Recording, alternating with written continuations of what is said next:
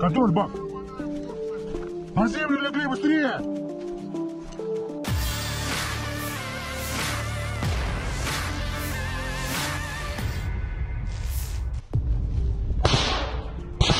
Выходим, блядь! Выходим по одному, сука, на! Seorang pasukan Rusia berhasil membekuk 3 tentara Ukraina di dalam hutan. Namun lokasi pasti hutan tersebut tidak dirincikan.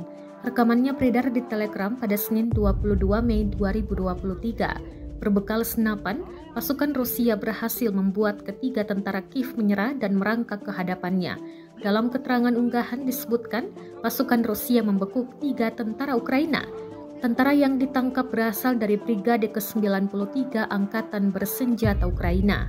Ketiga tentara tersebut segera digiring tanpa perlawanan dan kekerasan. Rekamannya pun menuai berbagai komentar dari warganet. Dan diketahui perang yang terjadi di antara pasukan militer Rusia dengan Ukraina hingga hari ini, Selasa 23 Mei 2023, telah berlangsung selama 454 hari. Все, вперед! Третий на месте, блядь!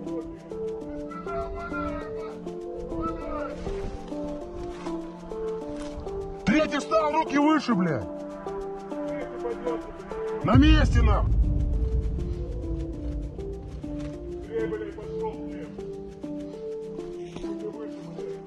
Контроль, бак! На землю легли, быстрее! Выходим, блядь! Выходим по одному, сука, на!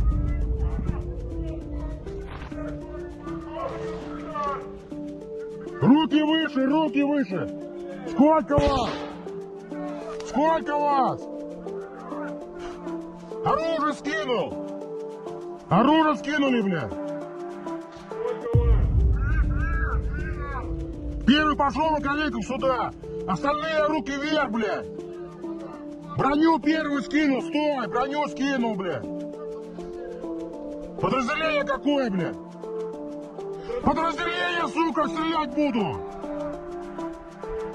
Подразделение какое? Первый пошел! Остальные руки выше, блядь! Контроль, бак! Контроль! Первый на месте, второй броню скинул, блядь! Броню скидывай, второй! Все, вперед! Третий на месте, блядь!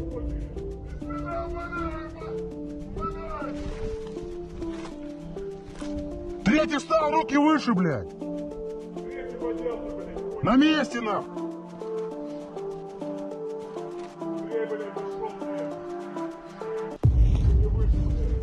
Контроль, бак!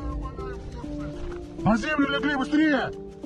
Rusia melaporkan secara total 428 pesawat Ukraina dan 235 helikopter, 4.262 kendaraan udara tak berawak, 424 sistem rudal anti pesawat dieliminir sejak awal operasi khusus. Sementara dari kubu Kiev, Kementerian Pertahanan Ukraina merilis 730 tentara Rusia dieliminir dalam sehari terakhir. Total 203.160 prajurit Federasi Rusia meninggal sejak awal konflik hingga hari ke-453.